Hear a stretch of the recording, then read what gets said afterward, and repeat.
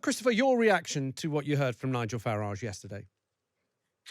I'm not entirely surprised, to be honest, because he said these things before, but I do think it's extraordinary that somebody running for public office in an election in the UK is spouting the speaking lines of our adversaries in Moscow.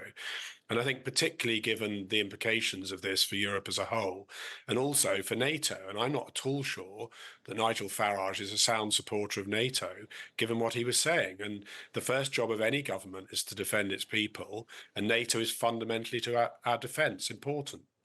He uses the word expansionism when he refers both to the EU and NATO, which is an odd word to use because to me, expansionism, and I'm sure to most people, means when you are essentially doing what Vladimir Putin is by going into Ukraine. You're going into an area which is not yours. And from what I've understand, and if you can set the record straight, Christopher, eh, after the collapse of the Soviet Union, you had countries wishing to join NATO, wishing to join the EU. I mean, is there even a morsel of truth in what Farage is saying in regards to expansionism from the EU and NATO?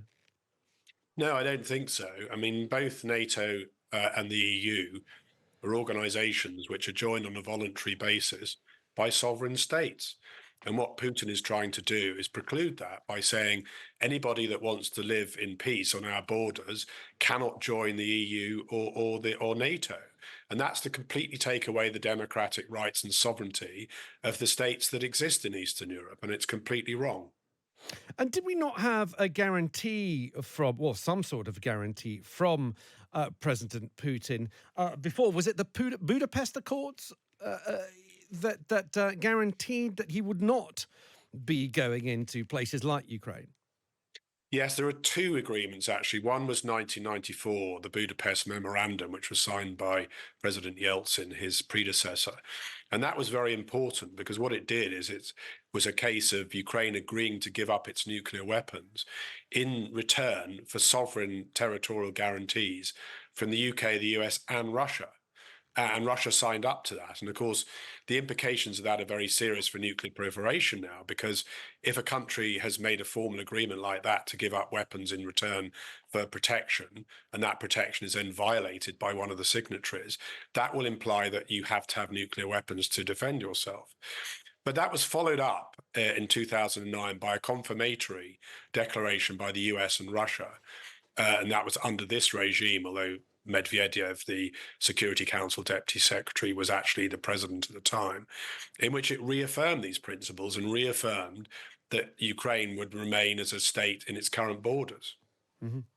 What did you make of past comments? Again, I believe they came up in the interview yesterday, where Nigel Farage had said that he admired President Putin. Now, he was clear to say that he didn't agree with him, but he said that he had admired the way President Putin was able to control Russia. He said he admires the man who took control of running Russia. What do you make of those comments?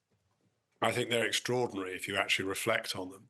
Putin is a murderous thug who's killed his opponents, who has had people murdered abroad and has not even tried to hide it. And for any democratic politician in the West to be giving succor to that, and of course, the other one who does is Donald Trump. And I suspect that's partly why Nigel Farage is making the sort of statements he is. But it is unacceptable and it's extraordinary. Do you think that part of what we heard from Nigel Farage has been echoed with some far right parties in the EU at the moment, which did well in some areas of the EU in the recent elections, which are making the argument that the EU, for example, cannot afford the amount of money that it's giving to Ukraine to defend itself? And that is picking up quite a lot of popularity in certain areas of the EU. Do you think this is all part of the same conversation? I think it's, in a sense, a cover story. I think there is an admiration for Putin's sort of hard right authoritarian populism in parts of Europe and in parts of Eastern Europe. In fact, the hard right in Europe is divided between the so-called ECR and the ID. And the ID is pro-Putin, basically, and the ECR is anti-Putin. But I wonder where Farage and Reform UK stand on this now. And I think those are questions that need to be asked in the sense of support for Ukraine, support for NATO, support for sovereign states' rights to join these organizations if they meet the criteria.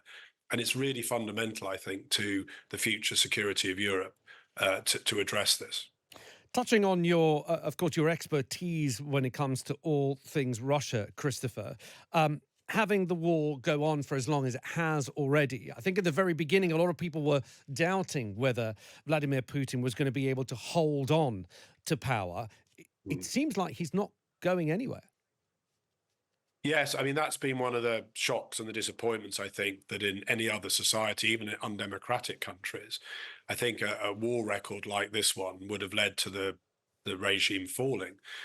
We're led to understand that the Russians have lost, killed and wounded around 500,000 men, which is absolutely extraordinary in 2 years, and have failed to take one major Ukrainian city. So on any count, this is a disastrous war for Russia. I think it will be catastrophic for Russia in the longer term. It's burnt its bridges with Europe, its natural trading partner. It's moving into we've seen this week, the same camp as North Korea, Iran and other rogue states, and far away from its natural destiny, which would be a European-based future trading and political relationship. Do you think that Putin's grip on power in Russia is secure for the time being? I think that's a very difficult question to answer. On the face of it, yes. But actually, if you look at what happened almost exactly a year ago, which was if you remember, Prigozhin Yeah. rebellion against the Kremlin, what happened there seemed to be that Prigozhin was able to march towards Moscow with very little opposition. And we're told that Putin fled the capital. So I think that Russia is potentially got this tipping point that may happen at some stage, probably unpredictably, where it could collapse like a pack of cards.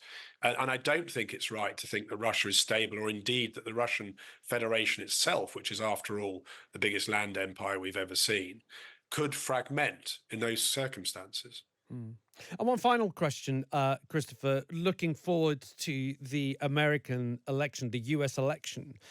We don't know what is going to happen, but if the polls are to be believed, well, again, the polls seem to contradict themselves. But let's say, for example, imagining that President Trump was successful in gaining power yet again for his second term, what do you think the effect will be on the war in Ukraine?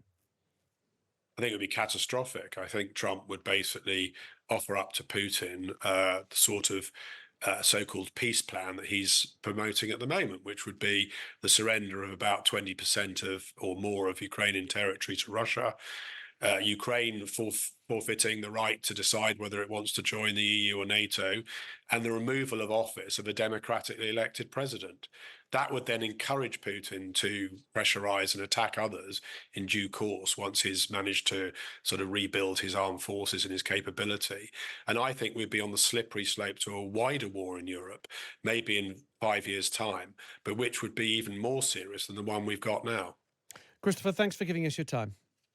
Thank you very much. Christopher Steele, there, former head of MI6 Russia desk.